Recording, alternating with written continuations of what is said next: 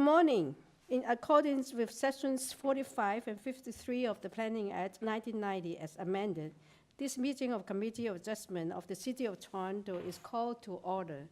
The Committee of Adjustment considers applications for variances from the provincials of the zoning that applies to property, permission to extend or alter lawful non-conforming uses, and consent to serve a property to create new lots. My name is Yim Chen. I was chair to today's hearing.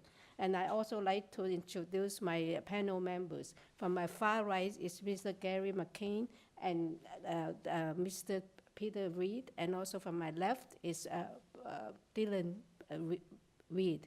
And today's our Deputy Secretary Treasurer is Nicole Ivanov. And I also would like to acknowledge the land we are meeting on is the traditional territory of many nations, including the Mississaugas of the Credit, the Anishinaabe, the Chippewa, and the Haudenosaunee, and the Wendat peoples, and is now home to many diverse nations, Inuit and Métis peoples. We also acknowledge that Toronto is covered by Treaty 13 with the Mississaugas of the Credit. Committee of Adjustment public hearings are now conducted in a hybrid in-person and virtual format. Some applicants and participants will make their submission in person, and others will participate virtually by electronic means through WebEx. The meetings are also streamed on the Toronto City Planning YouTube channel, and anyone wishing to view the hearing might watch on YouTube.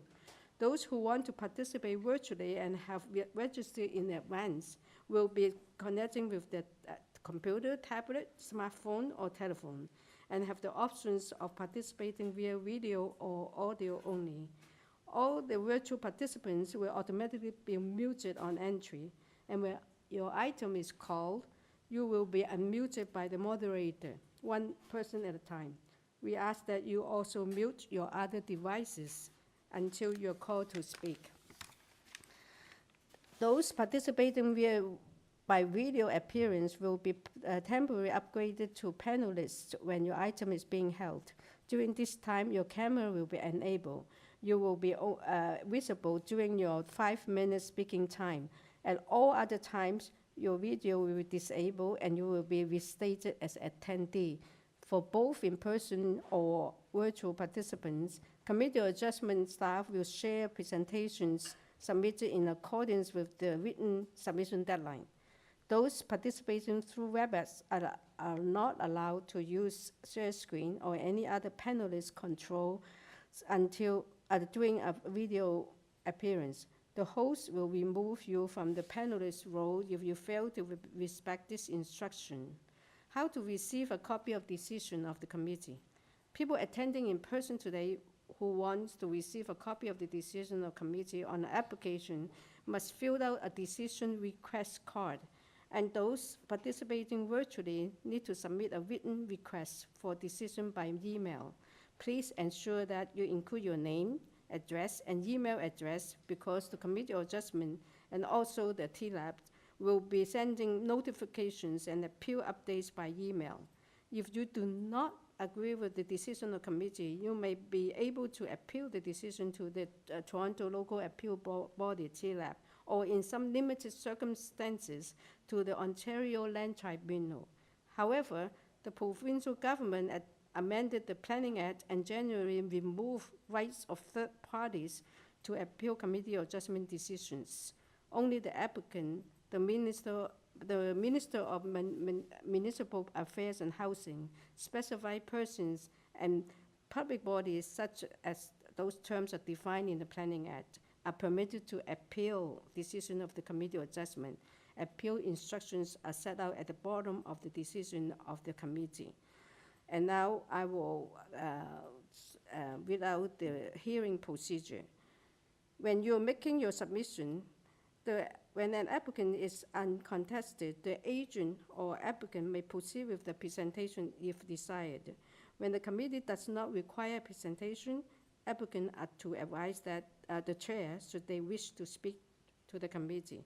The committee may ask questions and or take the matter into committee for decision. Each speaker, including the applicant or agent, will be given a maximum of 5 minutes to address the committee. And I will comment when you are reaching your 5 minutes. Any presentation or other materials you wish to submit to the committee must have been emailed in advance or advance of the hearing. Staff and committee members cannot accept material during the hearing. When addressing the committee, please state your name and address. Please remember to confine your comments or your remarks to the matter outlined in the application. The applicant or agent will proceed first and will make a presentation to the committee on the application. Please note the committee may not entertain revisions to proposal at the hearing today. The committee may desire to defer the application if substantially revised to ensure the revised application is accurate and that all those entitled to notice of the applications are informed of the changes. Then individuals either in support or opposed to the application will be invited to speak. Generally, we will first ask the speakers in this hearing room and then those participating through WebEx. Then the committee may also ask questions to each speaker after they have finished their presentation. When all speakers are finished, the applicant or agent has an opportunity to rebut only those issues that were raised by the speakers. This will mark the end of the discussion, and the application will be then taken into the committee for a decision. And we have some administrative to attend now. Yeah. Good morning, Madam Chair and panel members. Yes, so in terms of declarations of interest, Madam Chair, you can ask if there's any declarations of interest. Yes, any conflicts of interest in these sessions from staff? No. See none from staff. Panels? No. And are there any minutes of meeting to adopt? Through you, Madam Chair, there are no minutes for adoption this morning. Yeah, and also are there any file that request to close or deferral? Through you, Madam Chair, there's no files to be closed or withdrawn this morning. Okay, so we are good to proceed for to item number 1. First, Madam Chair, we'll start with any deferrals, and there are no deferral requests for this morning's agenda. Okay. Firstly, before we begin with item 1, I will just state for the public record that recent regulatory changes under the Planning Act to modernize public service requirements enable municipalities to provide alternative notice of public hearings for minor variance and consent applications. Many municipalities in the Greater Toronto Area and beyond have chosen to provide alternative forms of notice as an interim measure during the Canada Post labor disruption. The city has gone beyond what the regulations require. Some of the things the city has done include posting on the City of Toronto website, posting links to the agendas and application information on our web pages, posting on city planning social media channels, posting public signs on the subject site, as well as publishing the agenda list in the Toronto Star. And with that notice, we can start item number 1 of the agenda. Yes, item number 1 is 35 KENILWORTH Avenue. The purpose for this application is to alter the existing 2.5-story detached dwelling, which is a triplex, by constructing a parcel via 1-story addition via additions on the 2nd and 3rd floor, and a 3rd floor first-story addition, and also a 3rd floor via rooftop deck.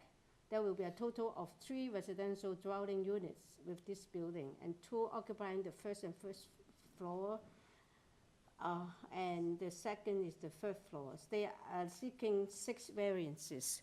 We also receive a copy of the survey site plan, 4 plans, elevations, 9 photographs of the property, a cover letter from the agent, and also an email corresponding from the agent, upwards report, and a revised site plan, a survey site plan, 4 plan, and elevations. And we also have further email corresponding from Leon Sokro, the agent.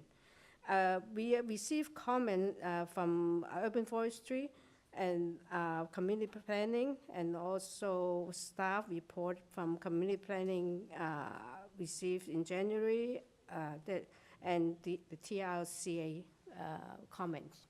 That's all we received from them. So is the agent ready? Through you, Madam Chair, we do have the agent on the line and no Yeah. registered speakers for this item.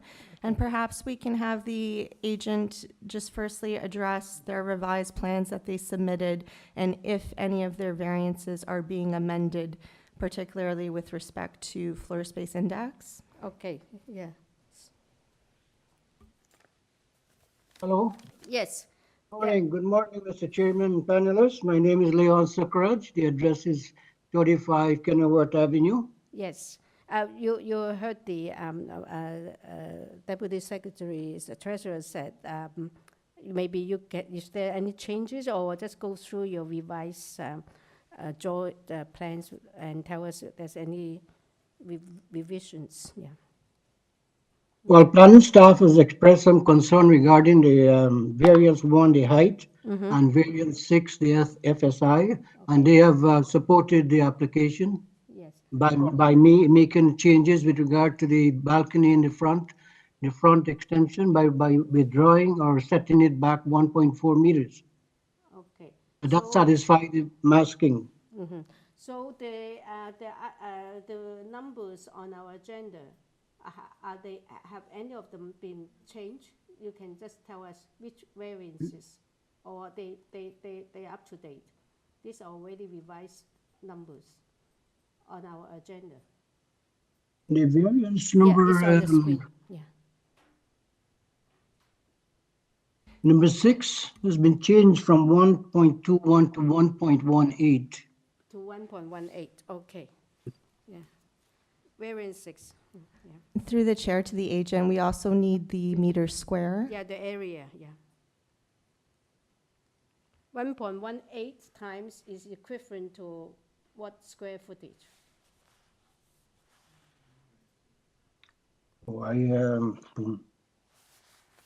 Through the chair to the agent, this should also be provided on your statistics, on your plans, on your revised plans. But you can verify the number. Staff, you can also pull up the site statistics plan on the screen from the revised plans from the agent. Yeah, because we don't have it in the package. It came later than that. Yeah, after that. Okay.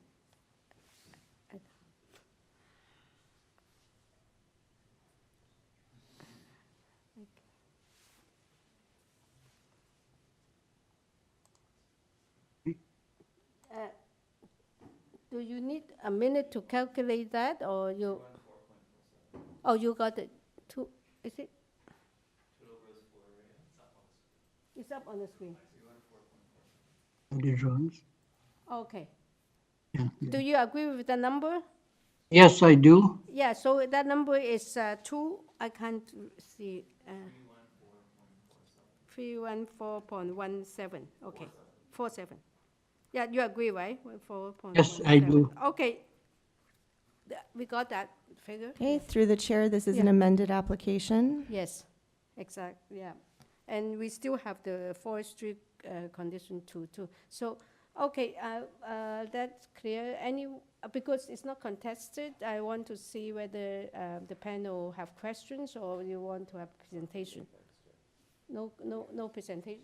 Mr. McKay, no presentation. Okay, do you have any questions? No questions. So we do not have any questions for you. Do you have anything you want to address other than the revisions? No, I think it's all fine. The variances are very minor relative to the property next to me on the north side. Okay, thank you. So we are in committee now. Thank you. Yeah. Okay, Mr. Reid. Yeah. I think it's a pretty good project. The revisions are minor. The cover letter was very helpful in explaining what the thinking was, which I thought was really helpful. So I move that we approve it with forestry condition number 2 and with the planning condition, which locks in some slight changes. Yeah, that's a planning. How many conditions is the planning? There's forestry condition number 2 and then just the one planning condition. Okay, yeah, all right. Yeah, planning, one condition, all right. So anyone, second? As amended, yeah. Yes, sorry, move it Yeah. as amended. And through the chair, in terms of the planning condition, it will be to the revised plans, because the date that planning had originally, well, it looks like they do state the revised plans. Yeah, they do state the They had the date received by planning and then the committee, so just for the record, it is the January 2nd January. revised plans. Yeah, okay, that's good to include that. Okay, that's the condition. I'll second You, that, Chair. as a second, all in favor with the amended application, thank you. I support, thank you.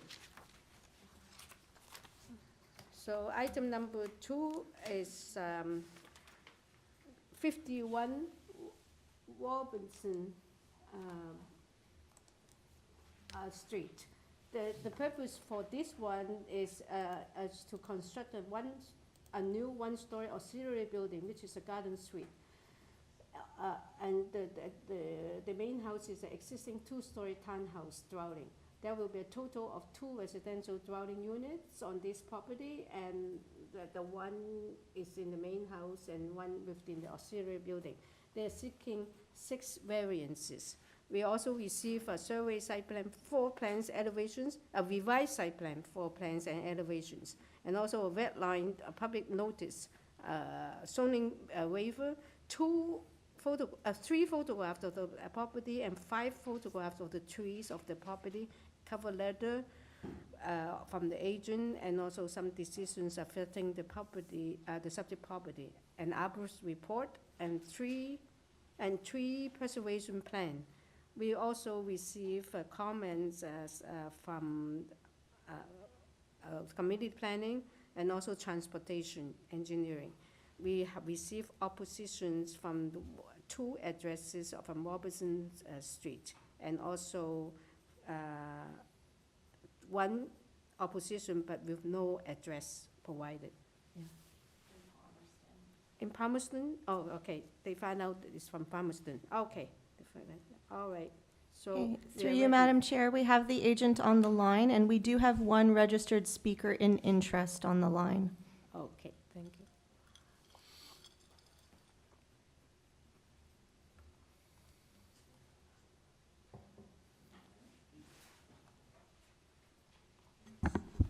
Mr. Back, you have been unmuted. Hello. Good morning, Madam Chair and member of committee. My name is Park Ding, address 4275 Village Center Court, Mississauga, Ontario. I have 401V3. I'm the agent for the owner at 51 Robinson Street. Yes. You do have some opposition to your application, so we would like you to give us a brief presentation for the maximum 5 minutes, please. You can go ahead now. Yeah. So the first proposal for this one is actually for 2-story laneway house, because this we thought it's a laneway, but then we revised. We got some comment from the neighbor. This is not a laneway, and I checked with the definition of the laneway house, and actually, yeah, this is not a laneway because it's abutting a private lane, not a public lane. But this is like a corner lot, so even though it's like a garden suite, we revised the proposal from 2-story to 1-story garden suite. And we have to work with planning staff to revise the site plan, improve the applications. Actually, right now it's only 4 variants requested. There's 2 variants has been removed. There's no variance for landscape requirement. Yeah. So yeah, I noticed, you delete 2 variances, which is number 1 and number 5, right? Yeah. Yeah, that's right. Yeah. Through you, Madam Chair, if we can just pull up the public notice, just for the record, staff can just pull up the public notice. And if we can just show exactly what has been removed. So the agent, can you please state that again for the record? Which variances from your notice are you amending or removing? Removing the variant number 1 about the soft landscaping, and variant number 5 about the distance between the main house to the garden suite. Thank you. It's an amended application. Okay. So yeah, please continue. Yeah. So actually, that's about it.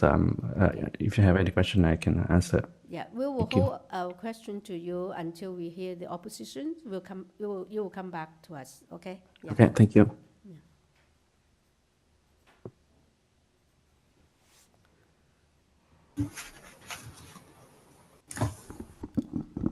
Hello, Mr. Will Elms. You have been Yes. unmuted. Hello. Hello. My name is Will Ellams. I live at 53 Robinson Street. Yes. Can you tell us the panel your concerns, please? Yeah. I did put in a more concise letter, but I have a short, brief speech to that basically alludes to all of that. Thank you for the opportunity to speak this morning. I'm not opposed to development. In fact, I've developed properties myself, both in Toronto and Vancouver, and I'm not opposed to density. I've lived in large urban areas all my life. But having said that, I believe this unique site is inappropriate for a building. The applicant received multiple variances from the COA back in 2017 to add a third floor and both rear and side additions on what is an already compact lot. The pictures I've shared seek to illustrate this. A structure has never existed on this exact site, and for good reason, and I believe this lot is already fully developed. The site abuts Palmerston Avenue, an already busy north-south roadway, which the city added two-way bike lanes to back in 2022. The rear property line abuts a private laneway that's used for access by multiple properties to the west, including my own. There are busy vehicle laneways on both sides of Palmerston, immediately south of here, and these all exist a kink in the road with heavy traffic in all directions.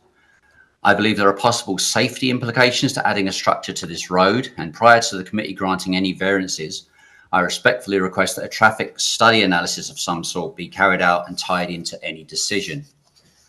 The essence of a garden suite is a suite within a garden. In this case, is far from that.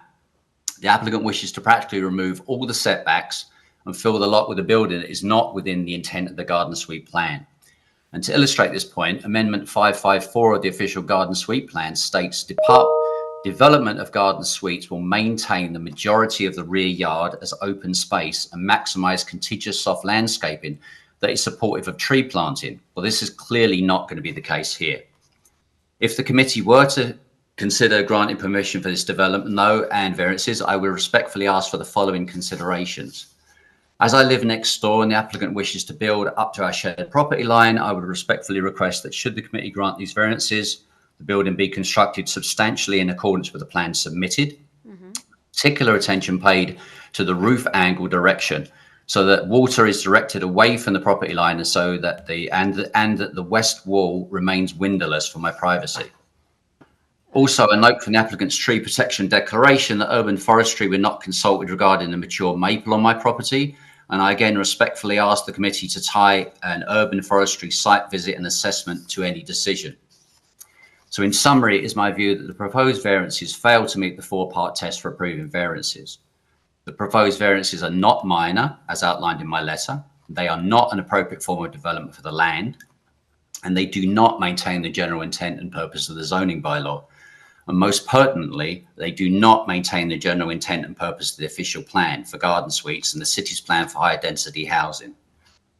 I sincerely appreciate your consideration of my concerns and respectfully request that the committee reject the requested variances. Thank you. Yes, do you have any question to this speaker? I do have one just to clarify, because I did not get it. You was a bit too fast for me. I'm sorry. You were going to put some or request some conditions. It's number 2. You say that roof. You requested roof directions going which direction? Well, the current plans are satisfactory as far as that's concerned, because I believe the roof slopes towards Palmerston. I see. I just want to make sure that that roof is the one that's actually built. Okay, so you want to have it substantially according to this elevation. Can you specify the elevations? Well, as you see there, Palmerston Avenue, that is looking from south, from the private laneway. Yeah. So there's a window there, and as you can see, the rake of the roof comes back to Palmerston. That is how I would just like no changes to that, so that any water does actually go away from my property line. Got you. That's what I want to clarify. Thank you so much. Yeah. All right. So any questions? Yeah. Thank you very much. We have no questions. No further questions. Can we bring back is that all the speakers? Okay. Now ready for the applicant back to address the concerns that this speaker raised.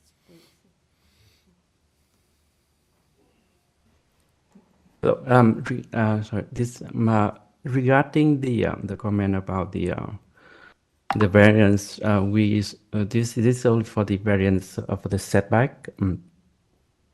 And this actually this lot is kind of a unique lot. Is facing a private lane and a public road. So it's more like a laneway house, not actually like garden suite when you look at it.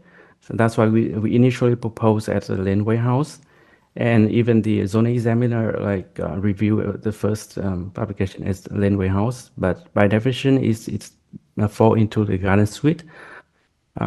So we should look at this one as more like a mix between because it's facing the lane, private lane, and a public road. Regarding the safety issue, the new garden suite kind of in line with the house next door, like the 30, I believe 32 Palmerston. So and also there's a large portion of the distance from the road to the actual garden suite. There's a driveway there, so I don't believe that's going to be a safety issue. Regarding the roof angle, yes, we have improved the from the first design to avoid impact to the neighbor property. That's why we designed it that way, to the minimum impact to any neighbor. We have the regarding the tree, we have the arborist report that the new proposal is not affecting the tree. That's all for me. Thank you. Just any question to? Yes, we do have some question to you. I also Okay. have one too. Can I ask my question first? You eliminate the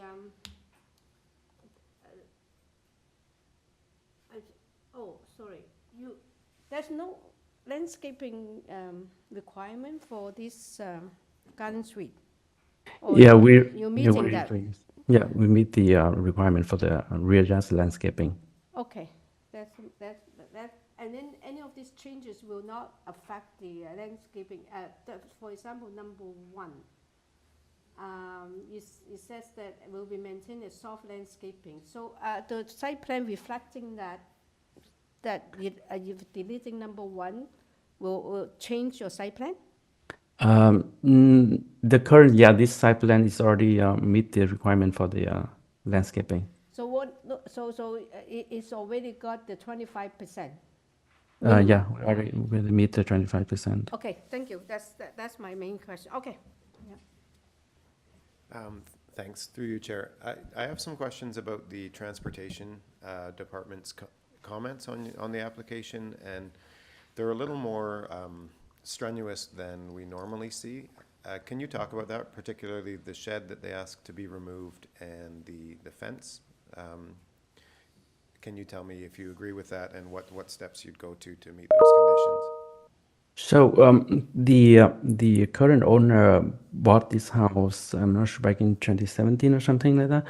When they bought the house, there's already fence, there's already driveway on the lot, like the current driveway and current fence. Right now, yeah, we received the comment from Transportation, but it's up. Like supposedly the previous owner didn't get permit for the driveway and the fence, so the current owner just use as existing conditions. So we will meet with Transportation to resolve the issue that they have, or apply for permit if necessary for any fence and driveway. Okay, and your intent would be to, through Transportation's permissions, to get permission to park like north-south facing on Palmerston, is that right? Yeah, that's right. Okay, thank you. So you agree with the conditions then? Yeah. Sorry, I just want to chip in on that. I mean, Transportation's condition is that you remove the driveway. Are you okay with that?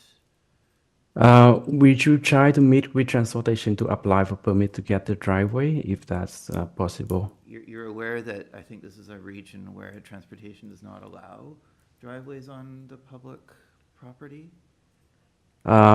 I'm not sure. The driveway already existing like before the current owner bought the house. If you Yeah, look but at the so currently the driveway, first of all, technically the cars are parking on private property, and secondly, the driveway is actually not permitted, hasn't been officially permitted. So if we approve this with the transportation conditions, you're gonna have to remove the driveway and you won't be able to park there. And it's quite possible that transportation will not give you a permit. Is that okay with you? that Like, what we could do is we could defer until you actually have worked with transportation to figure out a solution. Because otherwise, we're gonna approve it with the transportation condition. That's gonna mean that you have to remove the driveway.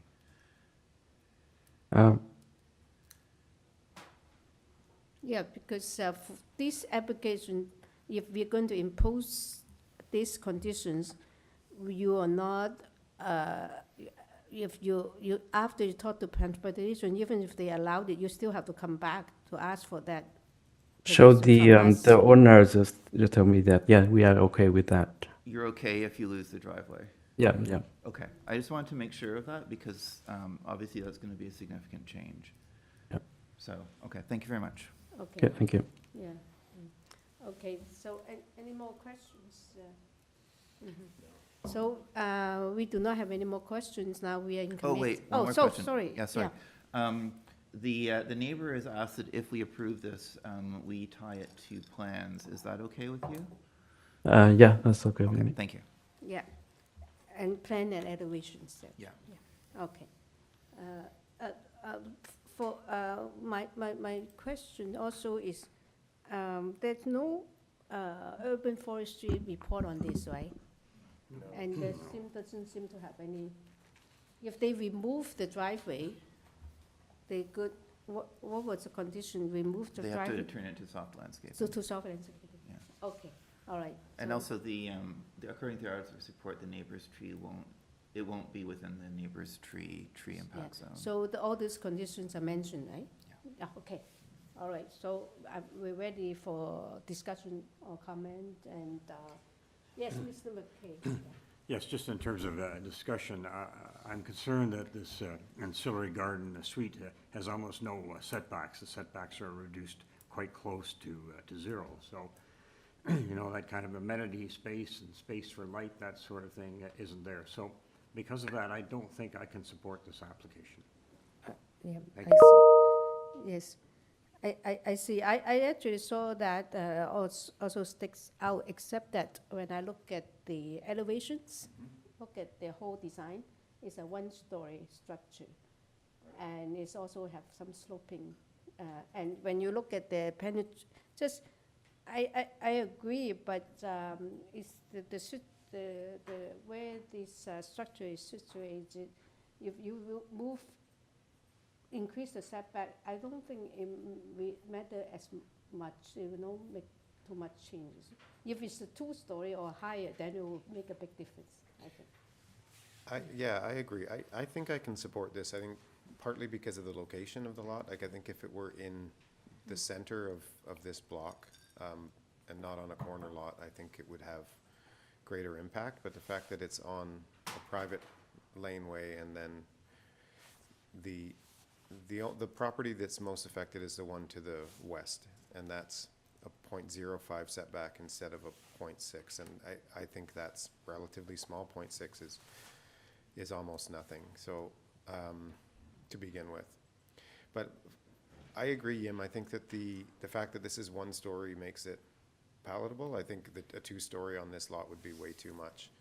And I do actually think that the conditions put forward by transportation are very helpful for this one and make it supportable in that a greater amount of soft landscaping is being returned. Yes, and I agree with the neighbors' request for the tree conditions. I think they're quite reasonable.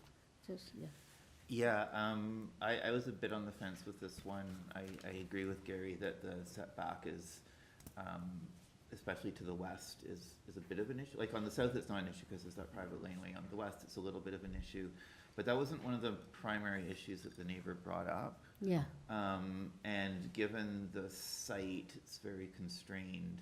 And, you know, given that it is a corner lot, and, you know, it is a contribution to providing some,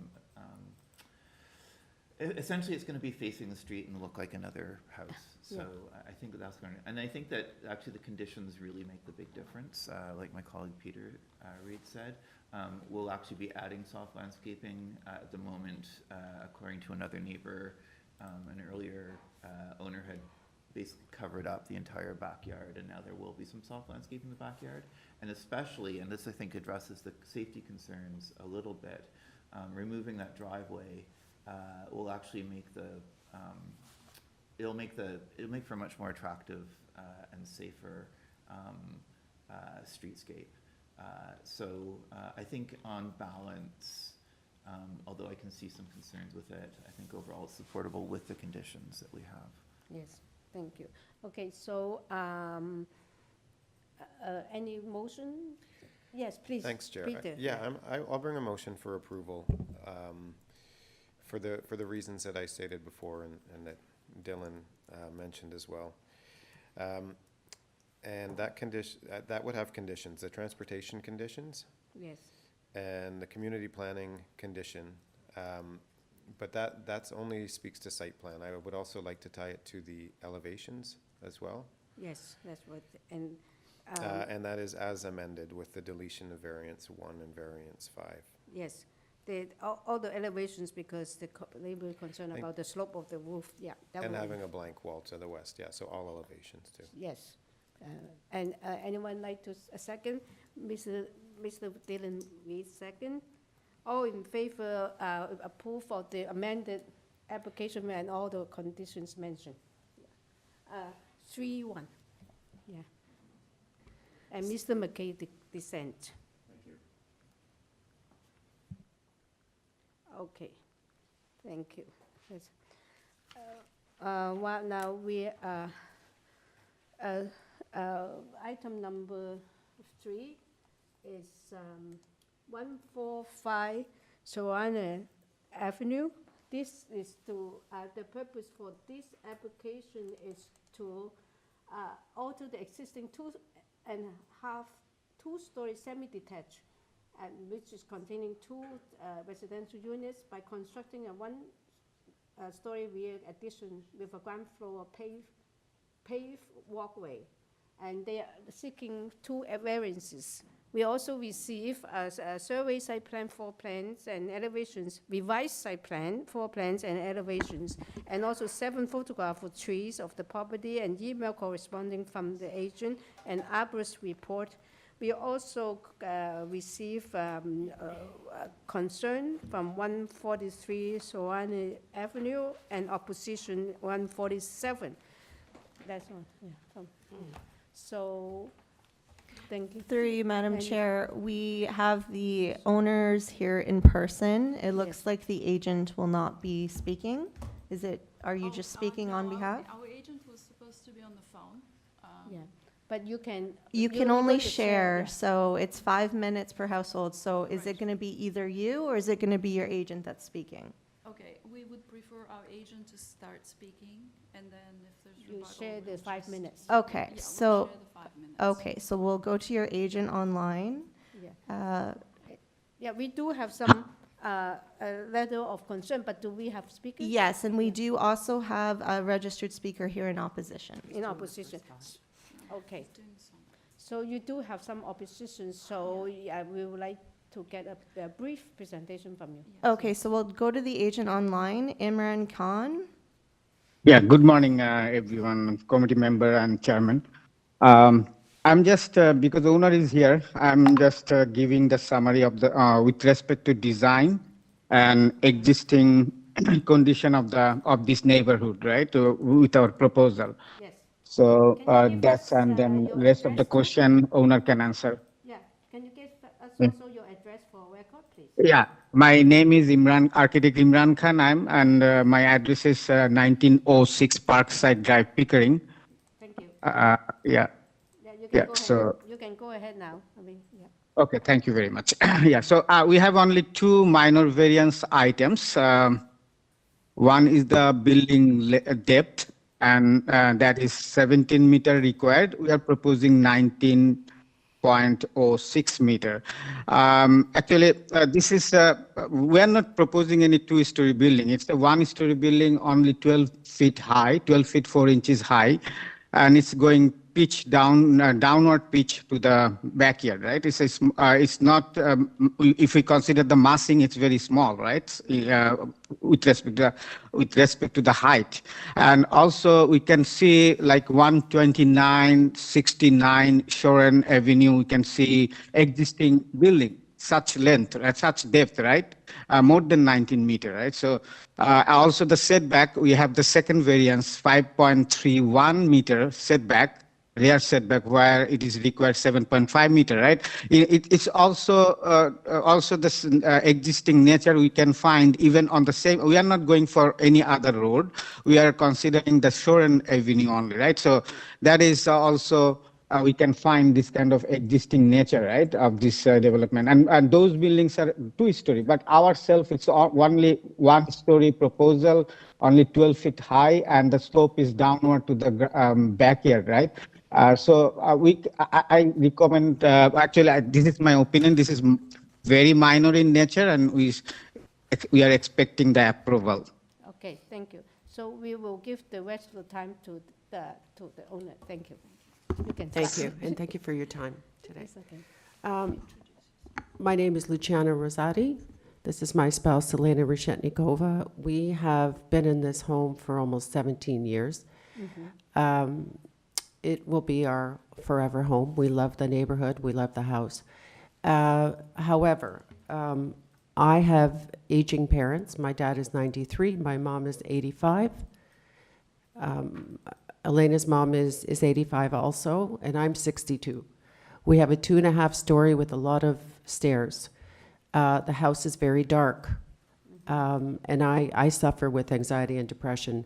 So what we're looking to do is add a rear room to the back of the house, potentially for a suite for one of my parents, my in-law, with a bedroom, lots of skylights. It's going to be a light, bright green room. That's what we want.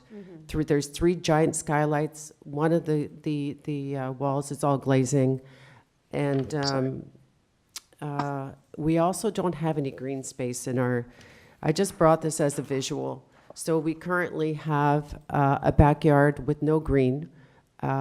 We have neighboring tree roots that don't allow us to grow anything. So what we want to do is put a green roof on the new space, and also have potted vines, trees, whatever we can get on the perimeter to make it a green space. We even went as far as painting one of the garages in green, so when we sit out there, at least we see some green. That might work. Yeah. Yeah, and eventually, it's going to be our bedroom. We also have a tenant. We have a downstairs rental unit that we rent to our tenant. We very much support that. Did you want to add anything? No, I think that's it. Okay, Thank you.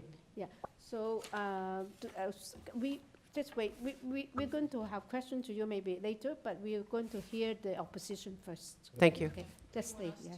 Oh, you don't have to. Oh, the opposition's here? Yeah. Okay, sorry. Yes, please, yeah.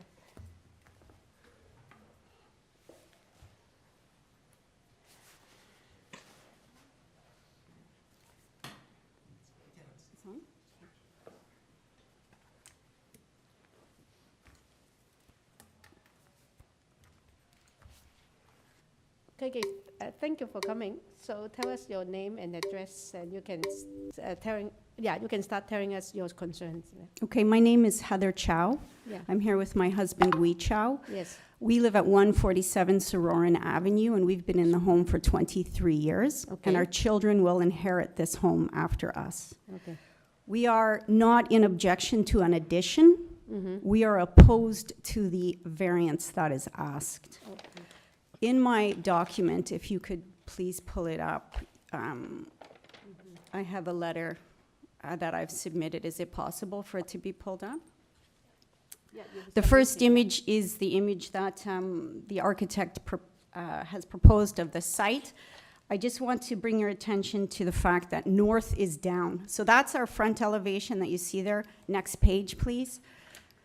Next page, that's Imran Khan's site plan, but north is down. So on my diagrams, items 1 and items 2, north is facing down. And it's a closed shot, a close-up shot of the backyard.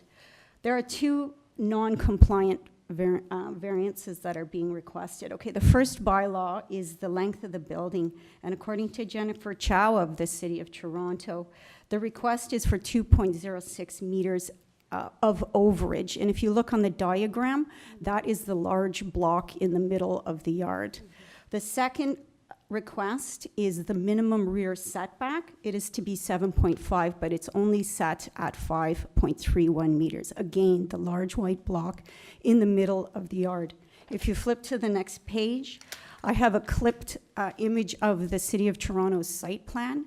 There are several boxes on there. Black outline is approximately Lou and Elena's property. The pink box is the approximate proposed addition. I am to the north of that, and then you can see the other lots wrapping around it. I just want to bring attention to the fact that this is actually a small lot relative to neighboring lots, and it is in keeping with a typical corner on our city property. So if I consider items 1, 2, and 3, and we do a little bit of math, we see that what they're asking for is 10 meters squared, which is approximately 107 square feet of extra space, which, if you can imagine it, is actually a 10 by 10 foot room parked inside the backyard setbacks. And it's on a small lot. So our main comment, our main concern, if you can go to page 5 at the bottom, is as the issues come before the committee has been entrusted to make decisions on what is considered minor. Relative to this lot size and the neighboring lots, this request is not minor in our opinion. Consequently, we feel that this oversized addition will result in a remnant, very small open space for Lou and Elena, but our main concern is that it might set a precedent for what is allowable in the neighborhood beyond this. Our next point, number 4, is on page 6. It's about sun angle and shadow. You can see in the diagram on the right, my house is to the right. This is an east elevation. Lou and Elena's house is to the left, and the addition is mapped in there. This is the sun angle today at noon. And you can see the shadow that is cast. So any building that Lou and Elena has casts a shadow on our home. The proposed addition would cast that large triangular shadow across our yard, reducing our sun exposure to 5.31 meters. And this is our concern. The last concern that we have is number 5 on the last page. This is about open space versus built environment in a very dense city. This is a Google snapshot of the satellite view of our community. You can see zones of large trees, open space. You can see lots of houses packed very tightly together, wrapping blocks. You can see a center laneway with garages that wrap around it. And I want to note that these garages could, in the future, turn into laneway suites. So what we're here, our observation with regards to this is that the City of Toronto has created bylaws for very good reasons. And they provide balance between open space and built environment. Okay. These bylaws also... Your 5 minutes is up, so you can give us a quick summation. Okay, yeah, please. I just have 2 more sentences. These bylaws also ensure that there is standards and consistency applied to neighborhoods. And the rear setback of 7.5 is a minimum. That word is in the statement in your bylaw. So our concern is that the rear setback is a minimum requirement, and it's meant to provide access, fair access to sunlight, to adequate green space, and these bylaws are to strike a balance in providing open space within a built environment. And we hope that these measures will contribute to the continued livability of Toronto, not only for myself, but for the next generation.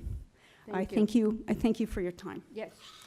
I do have one question to ask you. Yes. You show us a diagram of the sun angle. Yes. And can you tell me what time of the year and what time is It is for today, ma'am, at noon. It's today, so in January.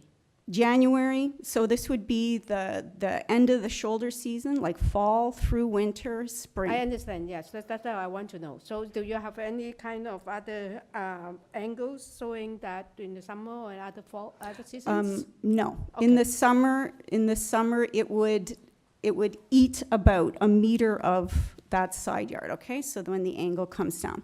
Oh, okay. Thank you, yes. That's all I want to clarify. Thank you. Any questions to this speaker? Yeah, thank you very much. Thank you. And that's all the opposition speakers? Yeah, okay. So we'll bring back the owner and the agent. I do not know who wants to respond to the... Yeah, I'm just going to make two. Or the agent want to respond, or you?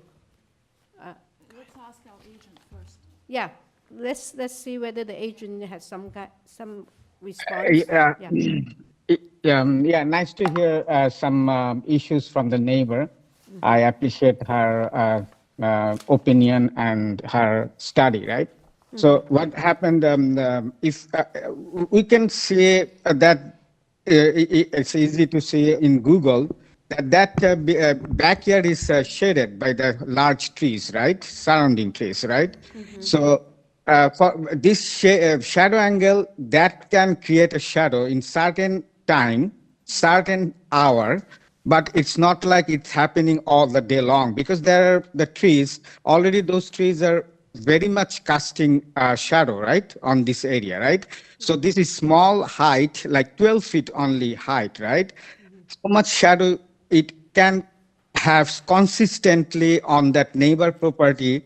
That can only bring when we can do a year-long shadow study, right? Not on a specific time, specific day, because that shadow can last only half an hour, right? Half an hour shadow doesn't work, right, for any building massing, right? Yes. So in our sense, this shadow is not a very strong issue. But as I told before, that the existing nature of this this neighborhood, we can find this kind of depth and also this kind of rear yard setback on the same road, right? Mm-hmm. Then I can say the owner can tell some of the issues from his side, right? From her side, yeah. Thanks. Oh, thank you. Okay, so you can also add your comments. Okay, so I'm certainly not an architect because our neighbors are. So I calculations of that kind are surprising to me. So I will just add additional information.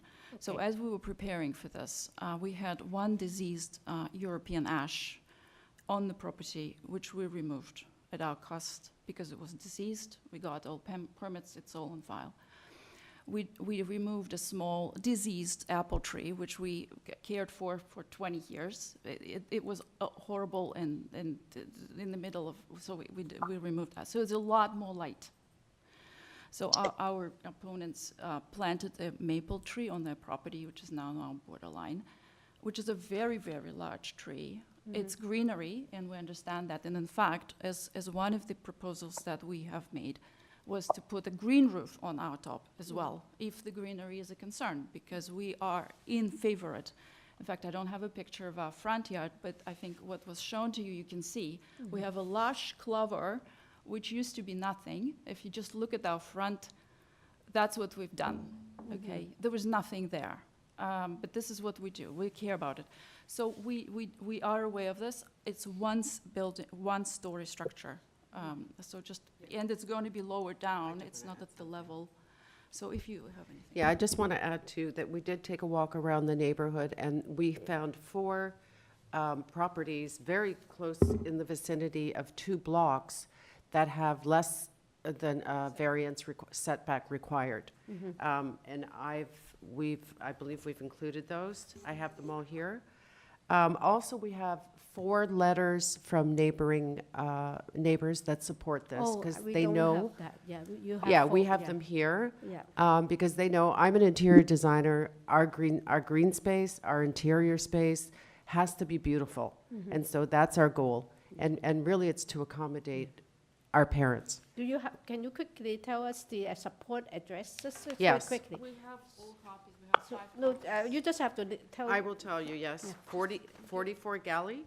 Okay. No, supporting letters, not. You want addresses or letters? Oh, no, just, you said 4 letters of support? Oh, support, yes. From 143, which is our adjacent neighborhood. Yeah, the attached, yeah, that's a good, one. Yeah, good to know. We're sharing the Yeah, line. okay, so let's, yeah. We have 140, 144, and 142. Oh, okay, thank you. That's a good And information. through the chair to the owners, so when were these letters provided? Were they sent to staff before the deadline? So I sent the clerk one letter of adjustment center on January 1st, but yesterday I sent the 3 more because it's a Christmas time and we expect that there's going to be Okay, so for the record, the members have not seen those letters because they are past the deadline, just for the record. That's fine, yeah, for the record, but then we get the address. So I think that the information is,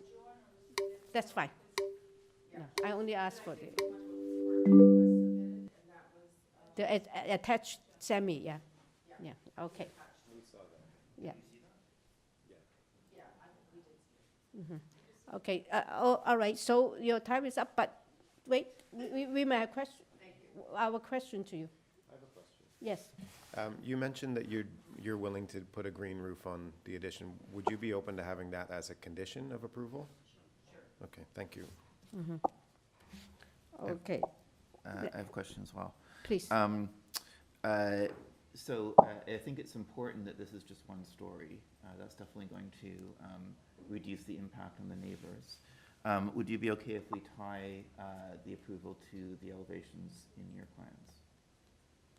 just 1 story. Yeah, it's basically just, yeah, okay. Yes, absolutely. And also, there was I see that there's revised plans, but I wasn't sure what the actual change had been. Can you or the agent just? Yeah, I can speak on. So yeah, so this is only, we changed the location of the washroom inside this edition. Okay, it's just an interior thing. Yeah. Okay, that's, okay, thanks. Any more questions to the applicant?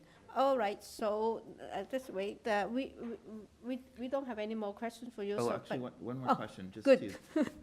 Sorry. So there's a lot of concern about the rear setback, variance.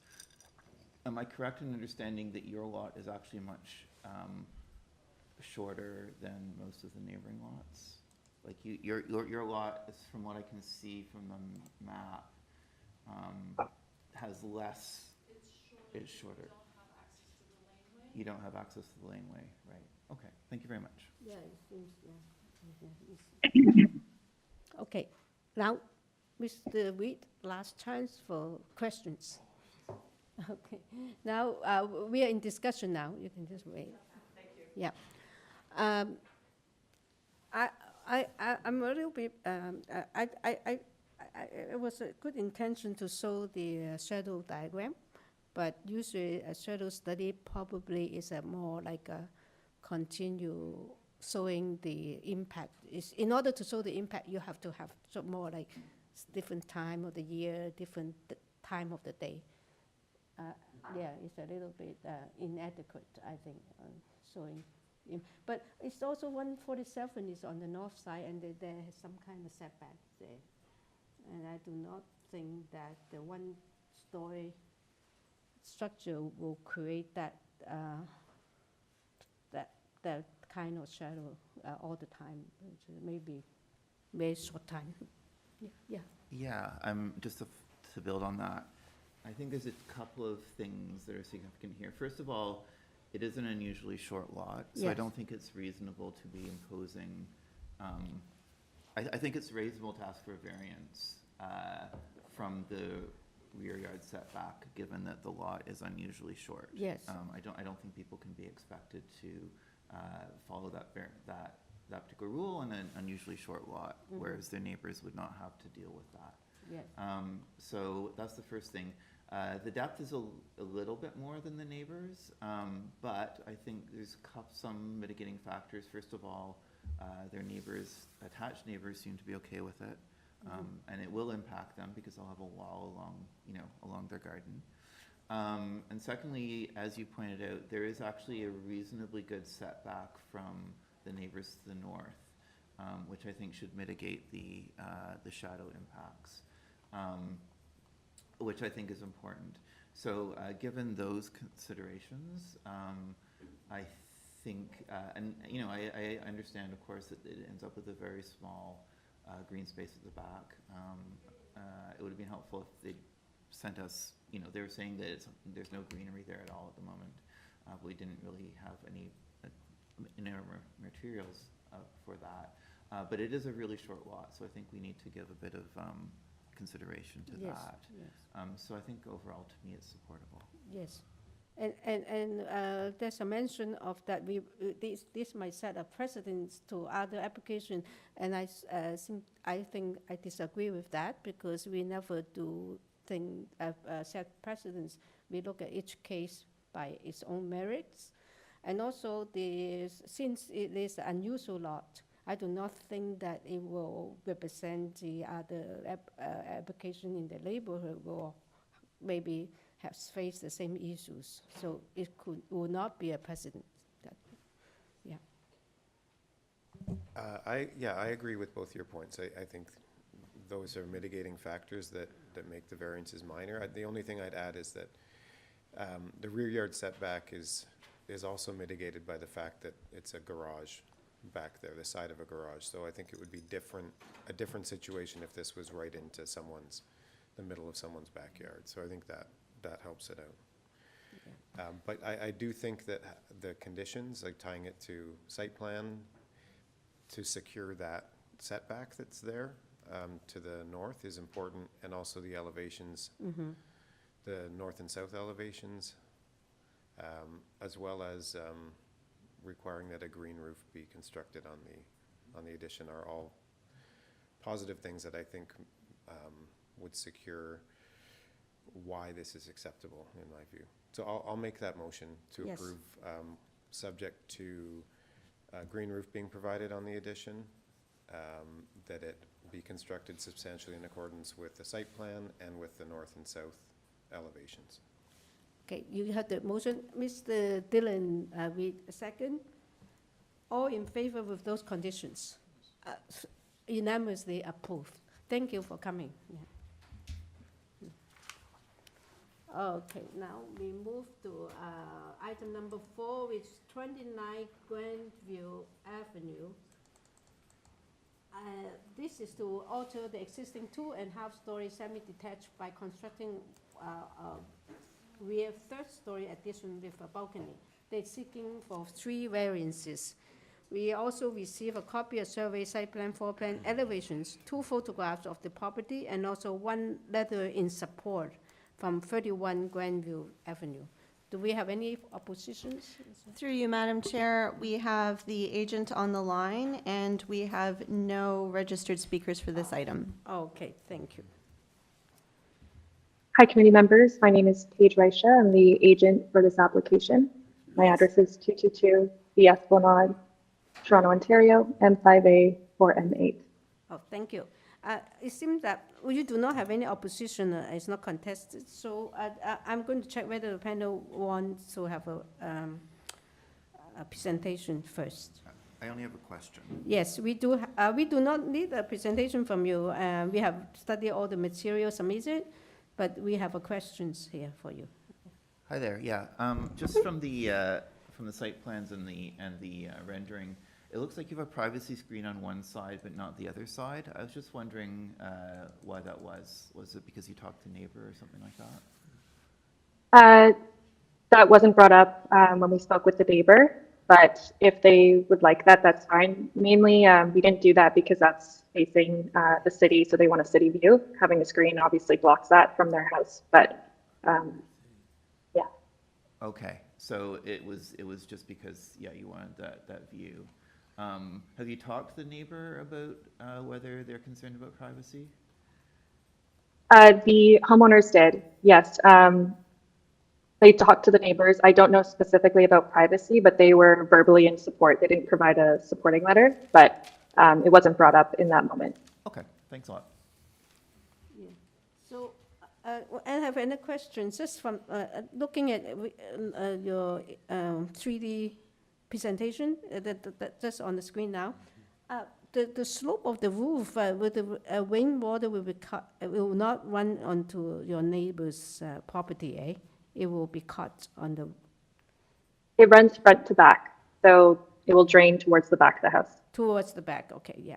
And I agree, it seems that if your, let's say on the photograph, we say the left side neighbor, if they do concern about privacy, it seems that if you add privacy screen on that side, you will distort your design, right? Yeah, it's not ideal. That's what I see. Okay. That's, any other questions? Yeah. No more questions? Okay. We do not have any more questions for you, but do you have any comments that you want to address the panel before we move into discussion? No, I don't. Okay, thank you. Now we are in committee. Thank you. Yeah. Okay. So, I want to start, yeah? I can start. Chair, I think this is a fine application, and I think Dylan's point of questioning whether a screen is appropriate is a good one, and I'll take the applicant's statements that the neighbors were consulted and didn't have a concern. I do agree that if a concern comes up later, that they can probably just address that. Yes. But I think the variances are minor. This stays within the footprint of the house apart from a small cantilever. And it's a good way to add some density to this site with little to no impact. So for those reasons and the fact that the variances themselves are quite minor, I would move approval without condition. Okay. And it seems that with a very, very narrow lot, so I think the only way to do is, yeah, what they put long, or whatever, added at the end. I'll second that motion. You second that? Okay. Peter, motion and Mr. McCain second. All in favor with no conditions? Okay. Unanimously approved with no conditions. Thank you. Yeah. And we are at item number 5 is 90 SUMACH Street, and this is the purpose is to construct a roof. Sorry, I have to make a new rooftop stair enclosure, which is a vestibule and also a storage area for Unit 701 within the existing 7-story detached building. The existing private rooftop elevator enclosure will be demolished. They're seeking 2 variances. And we also receive a copy of survey, site plan, floor plan elevations, cover letter from the agent, and a letter from the property management company, and comment received from Urban Forestry, and also letter of concern from 715 SUMACH, the same building, SUMACH Street. Yeah. Through you, Madam Chair, we have the agent online, and we do have a registered speaker listed in support on the line as well. Oh, okay. So is the person wants to, yeah, okay. So Yeah, so hi, Mr. Gorczynski, you've been unmuted. Yes, hi. My name is Wojtek Gorczynski. My address is 337 Cleveland Street, and I'm an agent for the owners. okay, thank you. Yes, you do not have any opposition, but you do have a person want to speak. So do you want to give us do you want a presentation? I'm going to check with the panelists. Do you? Any? Yes. Mr. McKay, you need. I'm fine, no questions, thanks. Yes, we do not need a presentation from you, but we do have some questions. Please go ahead, Mr. Maybe I'll just ask the question now. Yeah. So there was a letter of concern that the notification had fallen down. Can you just briefly address that and just tell us what kind of notification was given to the residents of the building ahead of this hearing? Yes, this sign was posted on the December 24th, well in advance of the hearing. And unfortunately, because of the weather conditions, it fell down. But it was subsequently erected again, I believe, 3 days after it went down. And was there also like a notification posted inside in the lobby or something like that for people to know? No, it wasn't. It was just posted outside of the building. Okay. Right close to the sidewalk. Right. Okay. Thank you very much. Oh, let's see. So you do not have a meeting with the tenants or other people in the building about the application? I understand the owners had the meetings with the neighbors, and they were talking to them about the proposed increase of the GFA. Okay. The GFA increase is mainly due to the demolish of the existing elevator enclosure, which is not part of the GFA. Now you turn it into like a storage and a vestibule, then you become GFA. Is that correct? Yeah. Well, actually the existing rooftop enclosure contains the elevator lobby. There is a private elevator linking the unit with the rooftop terrace. So it is right now. It has a GFA of 17.96 square meters. Okay. Yeah. So what we are proposing is to increase the rooftop enclosure and remove the elevator and introduce the stairs to the terrace. Okay, and then that is a bit bigger than what you tear down, right? Yes, yeah, it's actually 17 square meters bigger than what it. It's actually 17.43 square meters bigger than the existing one. Oh, okay, thank you. Yeah. So what is it? This connection is for one unit only. What is the vestibule? Yeah, I know that you add a stair and a vestibule. Why is it have to be bigger than it was before? What is the use of this? Because the size of the existing rooftop enclosure is defined by the size of the elevator shaft and the vestibule. Okay. When we remove the elevator shaft and elevator and introduce the new stair, the landing and the stair will require more area. Oh, okay. Okay, thank you for explanation. Yeah, okay.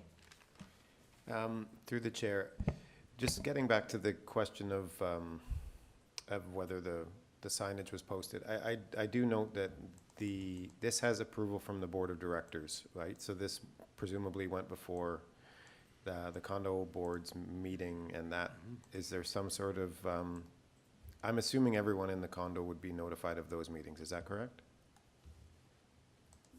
I believe so. Okay, thanks. That was my question too. So I just said that it is a good thing to notify the other tenants, I guess. Yeah. I'm just assuming that the extra floor area is taking space that used to be an outdoor terrace. Yes. Yeah. Okay. Thanks. All right, any more questions? No, we do not have any more questions for you. Do you have anything you want to address us before we move into committee discussion? Oh, Oh, that's Actually, another speaker. Yes, sorry. Yes. yeah, maybe another speaker should. Yes, please. Yeah, sorry. Yeah, I forgotten about that. Let's hear the other speakers first. Yeah. Hello, Mr. Davis. You have been unmuted. Yeah. This is David Violante, yes, from Unit 703. Okay, thank you. So your unit right next to 701? Two units down. Okay, so can you tell us why you're supporting it? Yeah. There's, I guess, a few reasons. Number one, there's actually already 2 other units on the building that have previously went to the committee that have enlarged structures on the roof. One is right next to me in 702. I have no issue with it. And then overall, having the outdoor space is fantastic. However, having a proper staircase or an elevator to go up and down to access the outdoor space is, again, something that's, it makes it a lot more usable. And having some space for a little bit of storage and that kind of thing up on your roof, especially considering 701 has an extremely large terrace. They have basically a double terrace up there. So the extra space just to have some storage and that kind of thing, again, is also just makes the whole outdoor space a lot more usable. It allows you to stay up there more often, use it for more times out of the year, and not have to be constantly going up and down between the unit. There is, just as a side note, there is a common terrace space for the rest of the people in the building that do not have a private terrace with access and what have you. And this structure would not affect that at all. There would be no change to the access to the outdoor amenities for any of the other residents. Can I ask you a question? I just want to know how long this building has been built, or this. The building itself has been there for many years, since the 50s, but it was converted to a loft space, I believe, in 1999 into residential loft. And the rooftop terrace has been used since, right? Correct. Absolutely. All right. Thank you.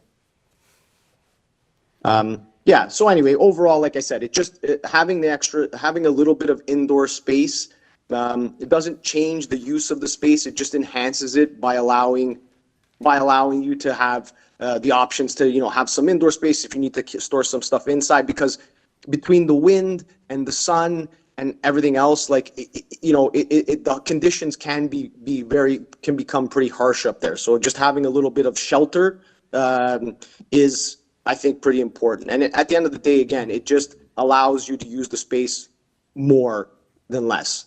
Thank you. Yes. All right. Yep. Any question to this speaker? Okay, thank you. So let's go back to the agent. Yes, I just wanted to refer to the variances as proposed, as shown in the zoning bylaw notice. What do you want to address? The agenda, the first, okay. Yes. Are you changing something there?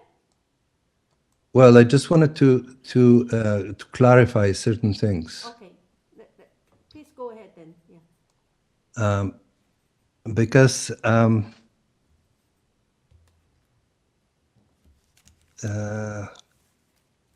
so the height is clear, but the increase of the GFA is not really very clearly noted in the variance number 1. So tell us where do you think that is not correct or have to be revised then?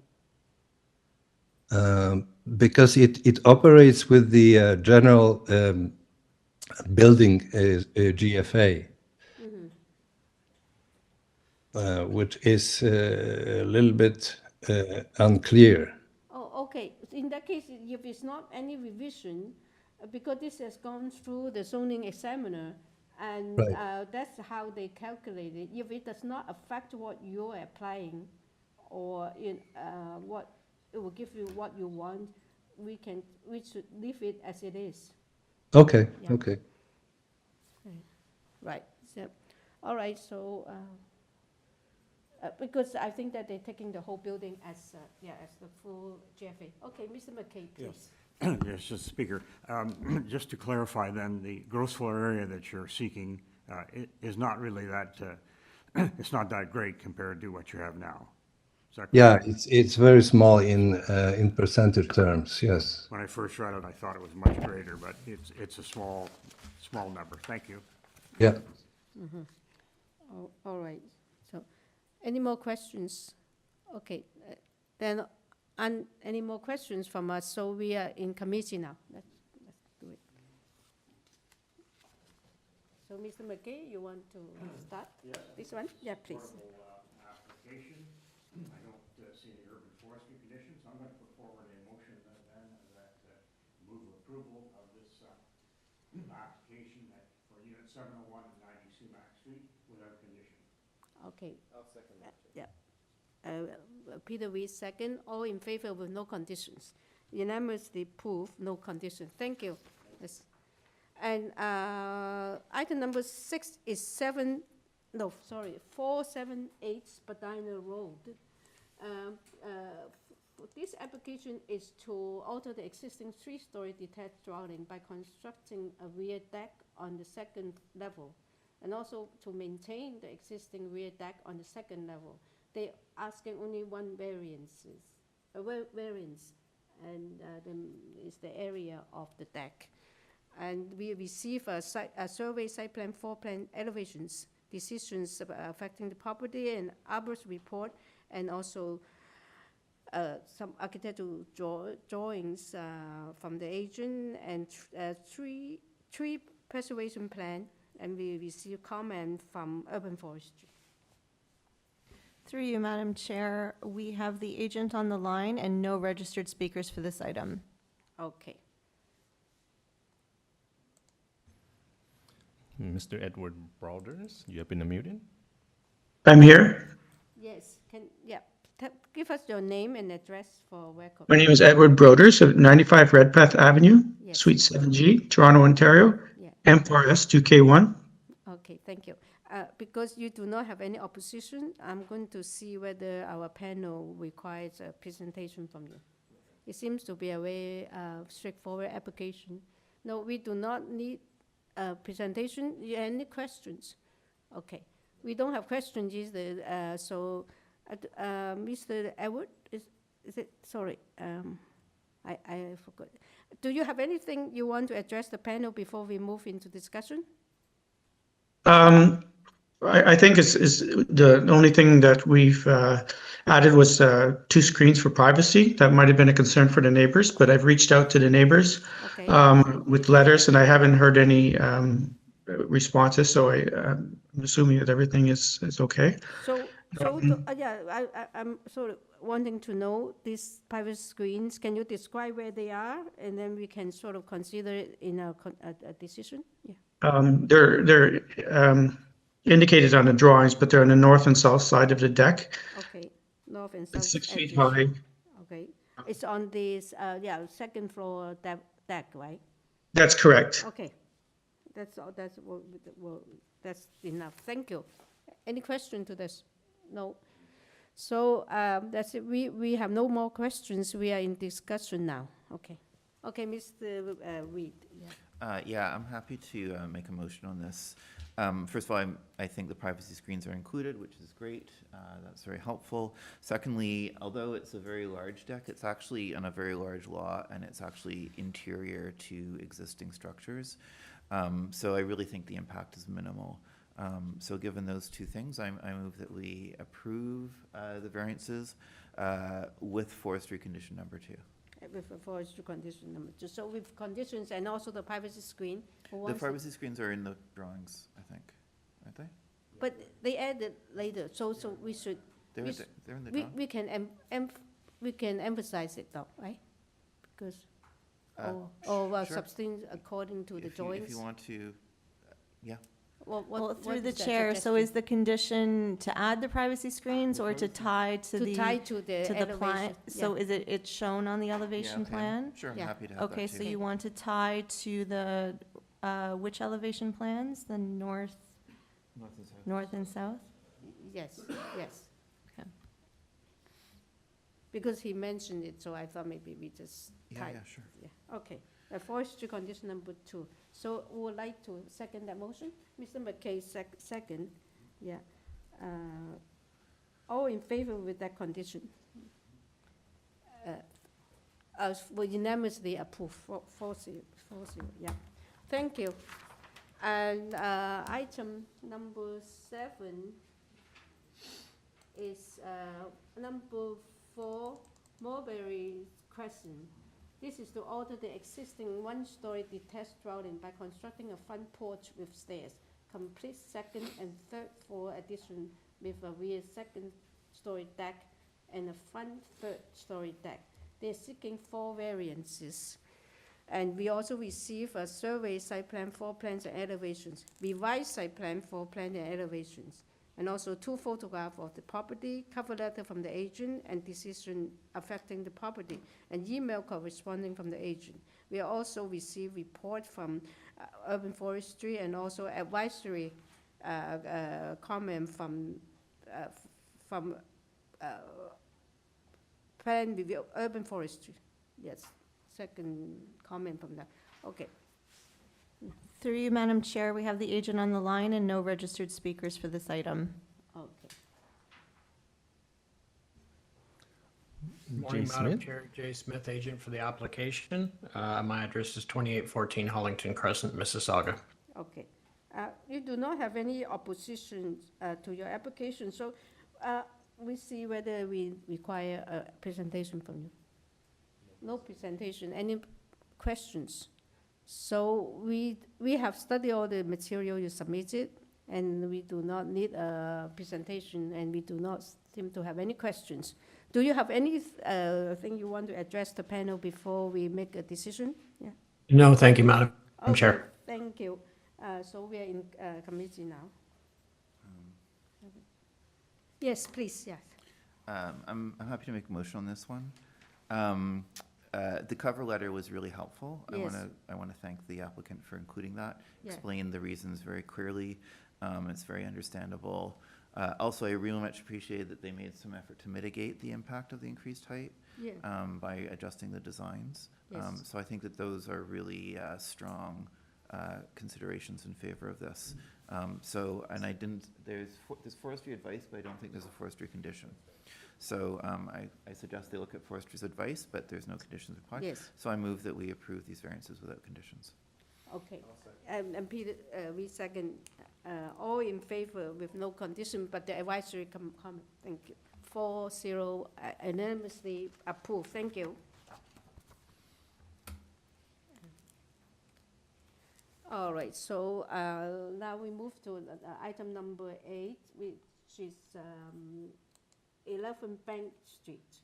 And this is to alter the existing 2-story detached dwelling by constructing one and a 2-story rear addition. They are asking only one variance, which is the depth, building depth. And we also receive a site plan, a survey site plan, floor plan, elevations, 7 photographs of the property, and a cover letter from the agent. We have received comment from Metro Links, and also we receive one support from number 9, which Bank Street. Yeah. Through you, Madam Chair, we have the agent on the line as well as the owner, but no registered speakers for this item. Okay, thank you. Thank you, Madam Chair and panel members. Good morning. My name is Mark Peters. I reside on 11 Bank Street. I am the co-owner of the property. Okay, thank you. There isn't any opposition to your application, so I'm going to see whether we require presentation from you. No questions either, I assume. It's a very straightforward application, and do you have anything you want to address the panel before we discuss this? No? Okay, I guess we lost them. All right, we are in committee now. Chair, I'm happy to bring a motion, Chair. This is 38 centimeters beyond what's permitted, but it's a reconstruction of an existing condition in terms of the depth, and the addition on the second floor is well within the permitted depth of the house. So I can see no negative implications of approving this, so I move approvals without condition. Okay, thank you. Anyone wants to Mr. McKay want to second this approval with no conditions? Yes. Unanimously approved. Thank you very much. Do we need a 2 minutes or 5 minutes break? Okay, 5 minutes break, please. Yeah, thank you. We'll come back. Okay, everybody mute and turn off your videos, please. Yes. We'll resume in 5 minutes.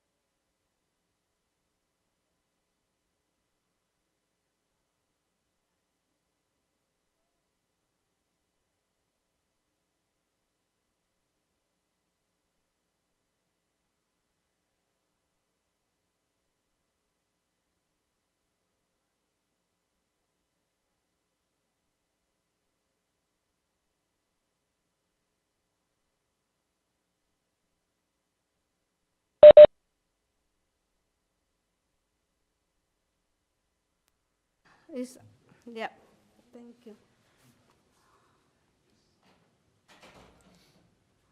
Item number, okay, we resume.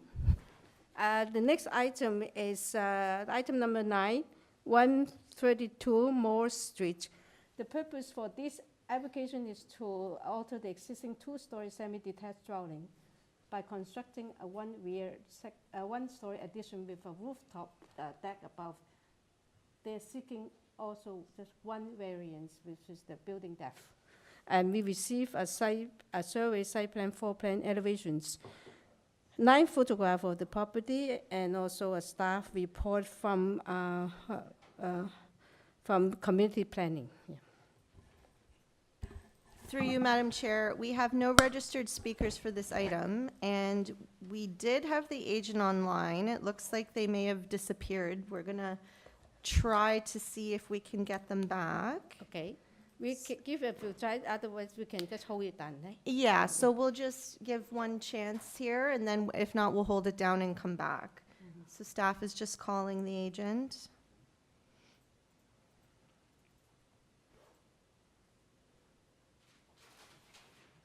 So Syed Ahmed, staff are attempting to call you. Yes, good morning. You may have to mute one of your other devices. We're hearing an echo from you. Okay, let me log into that because I was trying to, just one second. We can hear you now, so we can hear you. So just name and address for the record, please. Syed Ahmed, Lifestyle Sunrooms. Did you get it? I think maybe you still need to turn off some devices. Just speak to. I'm going to turn the phone off, and yeah, I'm on the screen as well. Can you repeat your name and address? We didn't get it. I don't think. Yeah. Syed Ahmed, Lifestyle Sunroom for the property at 132 Morris Street. Okay, thank you. Yeah. You do not have Should I stay on the phone or on? Just stay on the phone. Since you do not have any opposition and no speaker want to speak against this application, I do not think we do not require a presentation from you because it seems a very straightforward application. Do you have anything you want to address the committee before we move into a decision? No, but thank you so much. I'm really appreciate. I'm quite happy with the staff report, and I have no questions at all. Okay, thank you very much. Now we are in. Any questions to the speaker? No. So we are in discussion now. Thank you. Yeah, yeah, it's pretty straightforward. Yeah. Anyone want to start? Oh, okay. Sure, Chair. I agree. I think this is very straightforward. It's a one-story room addition in the back, and there is a balcony above that. And I was happy to see community planning's condition because that takes care of my concerns of overlook. Even though there is an existing deck already, this is it's expanded, and so I think that with the planning condition. The variance itself is very minor. It's less than 1.5 meters over what's permitted, and it's limited to one story. So its impacts are very small. So I'm happy to move approval subject to the community planning condition. Okay, Dylan Reed second. Yeah, all in favor with one condition. Thank you. Unanimously approved. Thank you for coming. Yeah. Now we move to item number 10. Is 49 HOUNSLOW HEATH Road. This application is to alter the existing two-story semi-detached by constructing a front basement walkout and rear ground floor addition, and a rear ground floor deck with stairs, and a rear second-story balcony. Also to construct a one-story auxiliary building, which is going to be an office and with a washroom in the backyard. The existing garage will be demolished, The main dwelling will have a total of 3 residential units. It's a triplex on this lot. And they're seeking 4 variances. And we also receive a survey site plan, 4 plans and elevations, 4 photographs of the property, and also 2 signature in support with this from 58 HOUNSLOW HEATH Road, and also number 12 Spring Grove Avenue. Yeah. Through you, Madam Chair, we have the agent on the line and no registered speakers for this item. Yes, good morning, Madam Chair and committee members. For the record, my name is Alan Makur, and I'm here the agent for 49 Heath, Hounslow Heath Road, representing the owner, Heather Benwell. Can you also tell us your address for the record, yeah, please? Of course, 159 Quebec Avenue, Toronto, Ontario, M6P 2T9. Thank you. You don't have any oppositions here. We see whether we require presentation. Yeah, we do have some questions for you. So let's please go ahead. Yeah. Hi. Yeah. My questions are about the office.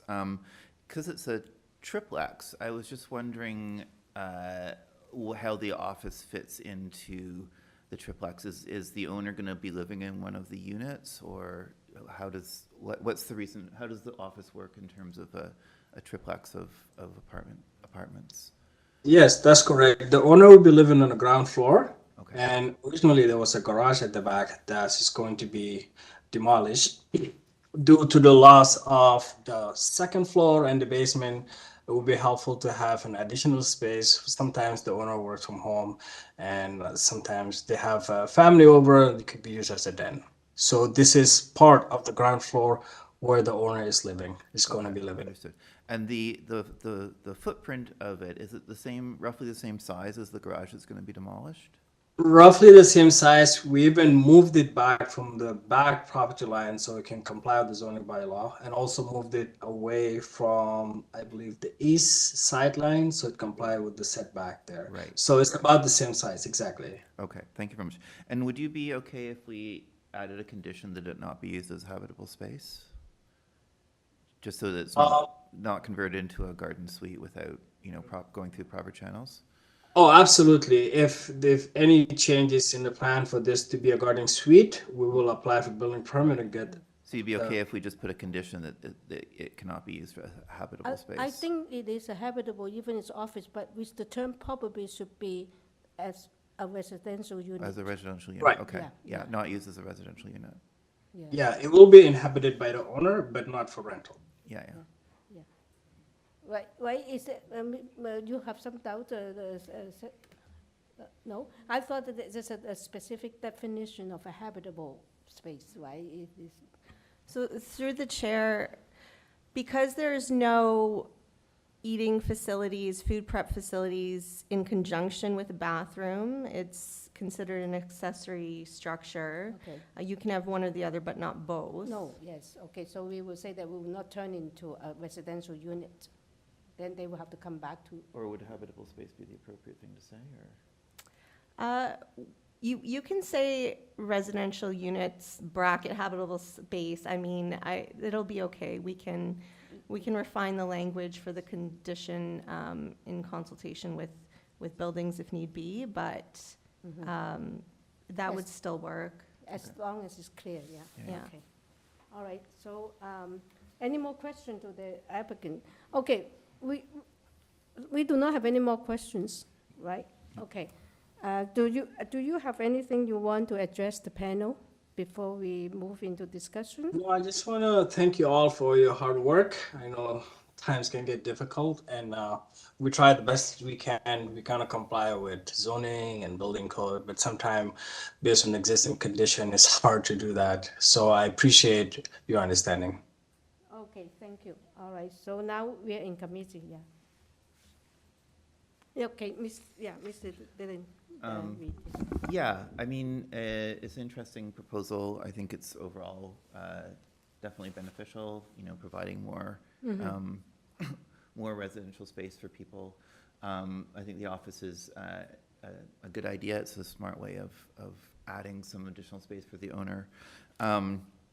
And also, I thought that the designs were nice. The rooms are big compared to a lot of other triplexes that we've seen, which I thought was a nice change. So I move that we approve these variances. Also, like the landscaping issues, I think they explain quite clearly.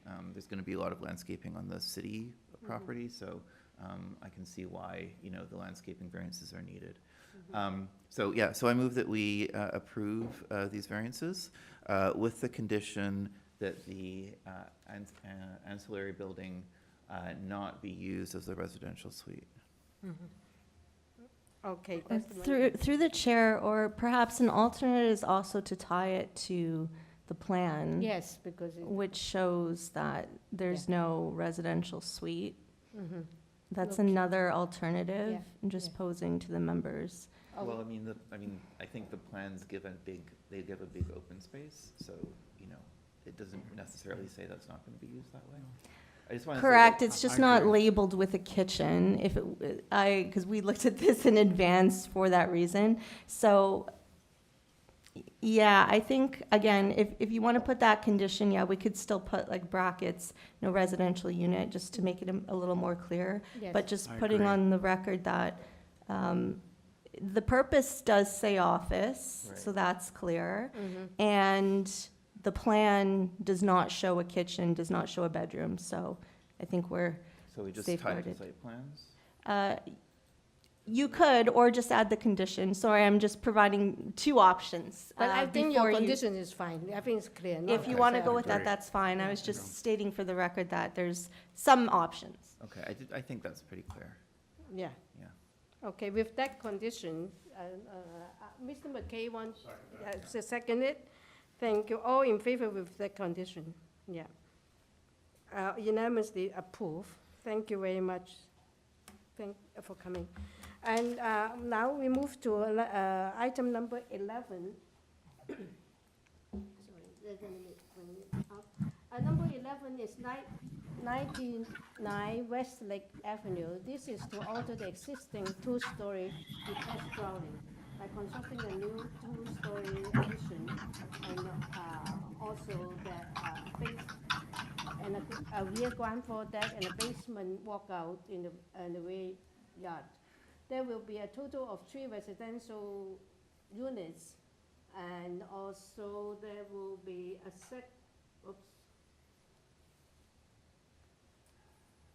there will be 3 residential units and the rear auxiliary building which containing a garden suite. And they're asking for 1 variance, which is the FSI. We receive a site plan, a survey site plan, 4 plan elevations, 4 photographs of the property, and also 3 preservation plan, and also a staff report from Toronto Transit, TTC. Yeah. Through you, Madam Chair, we have the agent online and no registered speakers for this item. Xiao Wang, you have been unmuted. Hi. Yes. Hi. My name is Xiao Wang. I am the architect on this project and the owner's representative. My address is 59 Laurel Leaf Road, Thornhill, Ontario, L3T2Y2. Yeah. You don't have any proposition, speaker. So, do we need a presentation from? We do not need a presentation from you, but I do have one question for you. Yes. I have some question. It's about the TTC staff report. My question is, you required to have a TTC review, right? I don't think so. This property is not located anywhere within TDC right away. Have you, can you bring the TTC? They actually list the 3 conditions. Have you read? Or 5 conditions? No, there's 2. 2. There's 2? Just conditions 1 and 5, that's all they want. Oh, 1 and 5, that's what they mentioned. Yeah. So 1 is the submit a complete TTC review. I don't think that we can do change any of that, but because I think that if your property is subject to a review, regardless what our decision is, you still have to go through that. I see. So I have not received. That's my question. That's my. You can confirm that, right? Yeah. I'm not sure. I mean, I did not receive this letter. Oh, but I'm not sure if this letter. Yeah, this is the first time I'm seeing it.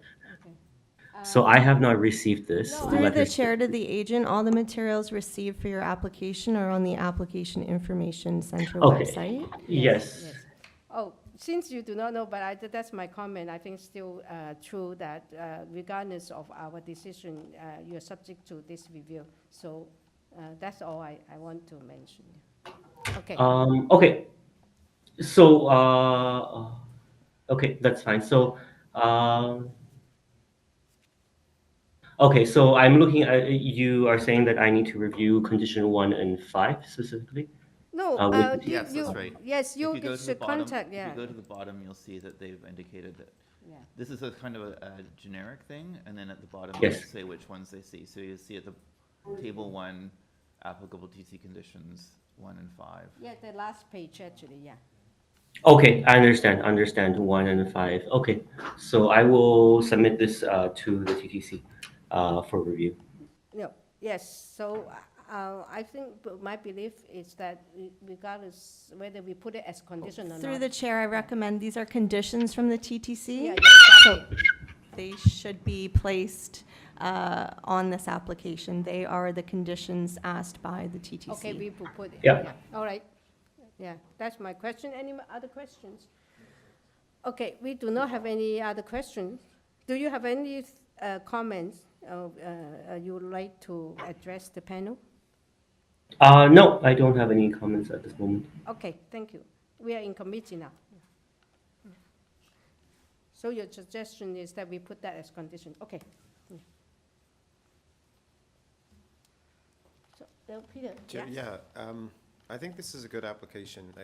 The fact that they're getting 3 units on the site with only an FSI variance being requested is very positive. The fact that garden suite is being done as of right is excellent, and this is almost on top of the subway. So I think this is a very gentle way to get 3 units instead of 1, and for those reasons, I mean, and the FSI variance is actually very small. This lot could take significantly more than that, I think, and still be acceptable. So I think it's completely supportable. I move approval of the application subject to the TTC conditions. Okay, and second, Mr. McKay, second. All in favor with the TTC conditions, unanimously approved. Thank you. It's approved. Thank you. And item number 12. It's 18 GLEN Drive. This is to alter the existing 1-story detached dwelling by constructing a complete 2nd-story addition with a deck above. The rear shed will be maintained and unaltered. They're seeking 6 variances. We receive a survey, site plan, floor plans, and elevations, 2 photographs of the subject property, a cover letter, and also TLCA comment approval or site plan approval corresponding, and also email from city planning. We receive comments from urban forestry, TLCA, 2 letters from TLCA, and we receive 20 signature petition in support. That's Through you, Madam Chair, we have the agent online and no registered speakers for this item. Good morning, Madam Chair, members of the committee. This is Bamdad Ben Baghdadi from BBA Design Studio, Inc., residing on 13 Hollyberry Trail in North York, Toronto, M2H2N9. I'm the architect and the applicant for this application before you today. Okay. Your application is not contested, so let's see what our panel wants to have a presentation first. you might have, you want the questions? Yes. Okay. No. See whether we have questions for you. Okay. No, we do not have any questions either. So we have studied all the material that you submitted. So do you have any comment you want to address us before we move into discussion? Thank you, Madam Chair. No, I think it's a straightforward application. We have the planning support letter, TRCA support, and the Rabin with no condition requested by them. Submitted already to this application. Everything I think is straightforward, and the variances are kind of very minor in nature. And we have numerous support signatures from our neighbors in this block. Yeah, that's good. You gather a lot of support, and we appreciate that.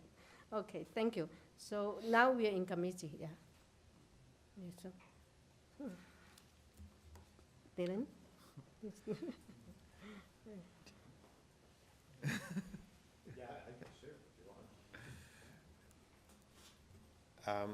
I can start, Chair. I think this is reasonable. I'm glad the planning is satisfied. TRCA was my only real concern, but they're fine with this. And the variance requested for the stable top of bank is a small one granted. I think these lots are relatively wide, and I think they have the ability to take on this size of addition pretty comfortably. So I don't have anything else to say. I don't know does anyone else have comments, or should I just bring it? Yeah, I'm happy to bring a motion to approve the application without condition. With the condition. 1 second. Yes. Mr. McCain's second, and all in favor with no conditions. Unanimously approved. Thank you very much. Yeah, it's approved with no conditions. And item number 13.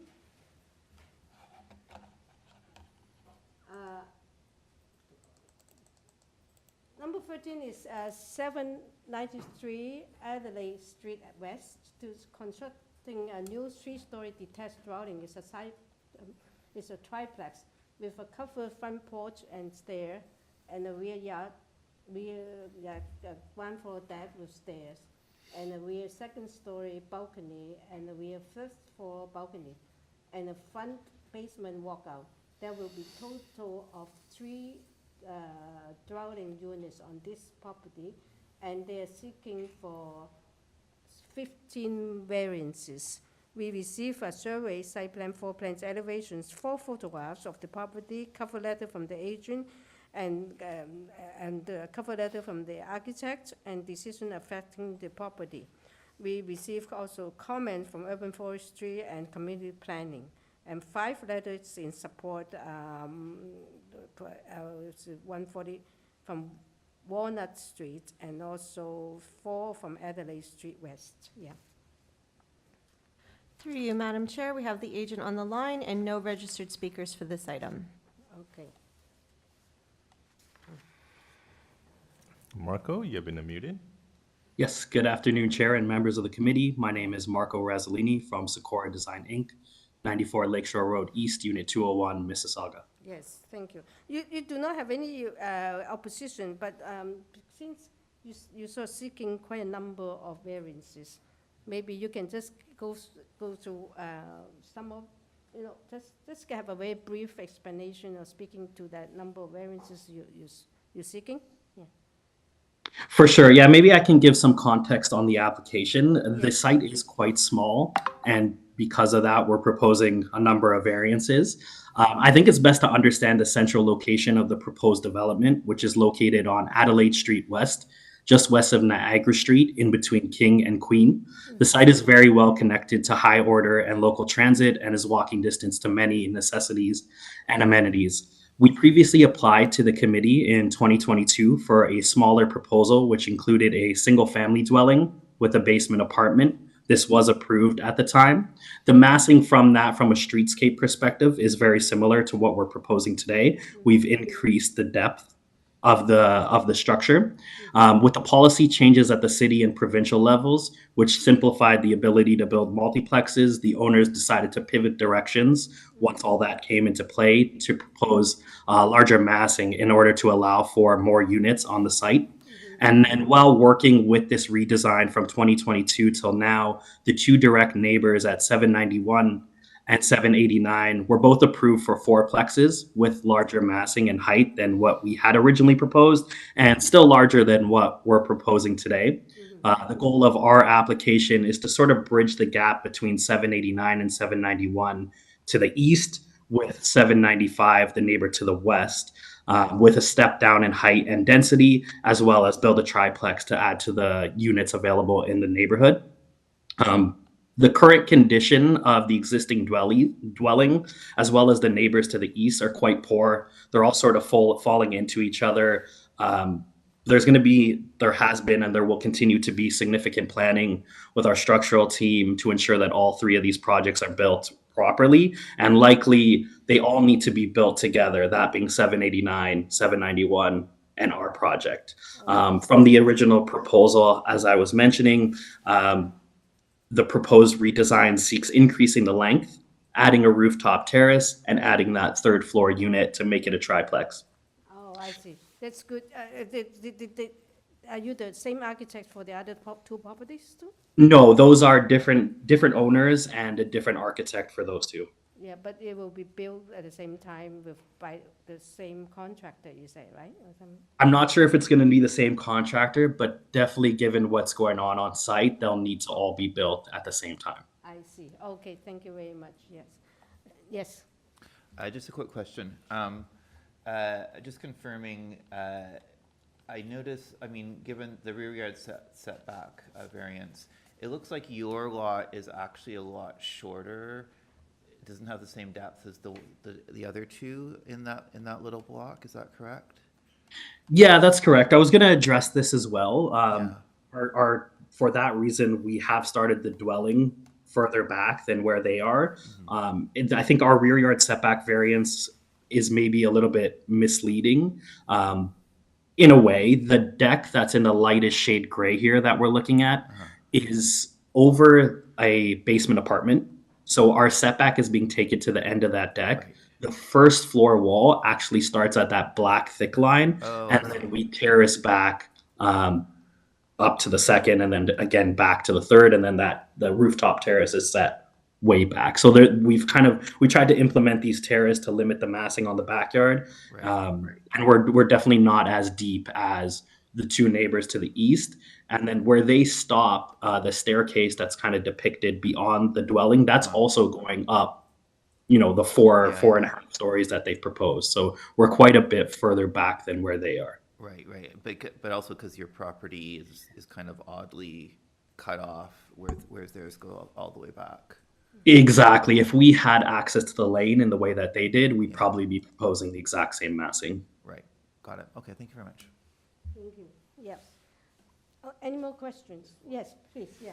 Thanks.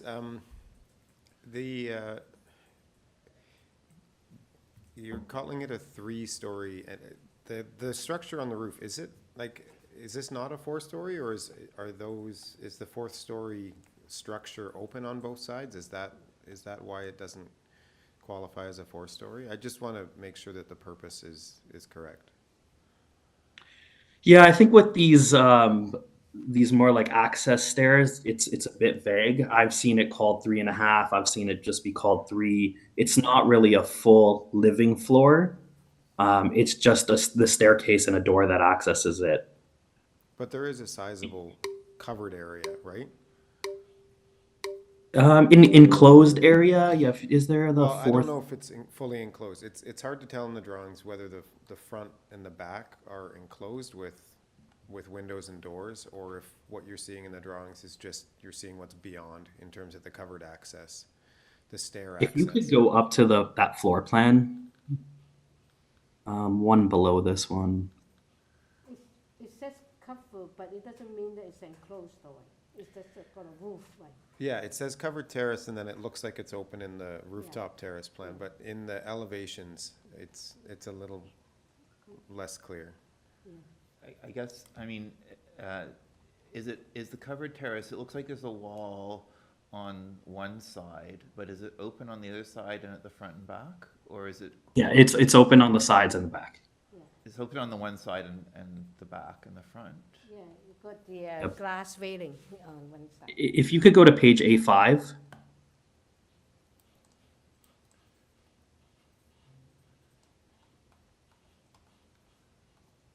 This plan, I think, shows it best. So the gray hatched areas are solid wall, and then the other areas are open. So on the left side of this page, we're following pretty much the wall of our neighbor. So we're building a wall right up against them. And then on the right side of this page, it's open. And then in the center has the access to the stairs that go down. Right. So it's an open but covered. So that right side is just, it's a railing, it's not a wall. Correct, yes. Glass railing, yeah. Okay, that helps. Thanks a lot. Yeah. And A8 show the glass railing, yeah. All right, so any more questions? Yes. Okay, we are in committee now. This is a good proposal, I think. Yeah, I'd like to take this on because I was also moved approval of the other two in this series. All right, go ahead. And yeah, this is a really good proposal.